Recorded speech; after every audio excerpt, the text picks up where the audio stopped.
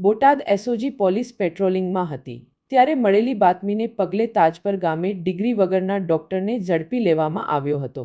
SOG પોલીસે પશ્ચિમ બંગાળના હર્ષિતભાઈ હરિપતભાઈ બાલાને ઝડપી લીધો હતો।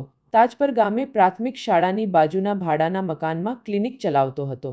એસઓજીએ રેડ કરીને દવાની ટીકડી, બાટલા, સિરિંજ, નીડલ વગેરે મળી કુલ ₹41,438નો મુદ્દામાલ કબજે લઈ ધોરણસર ગુનો નોંધી આગળની કાર્યવાહી હાથ ધરી હતી।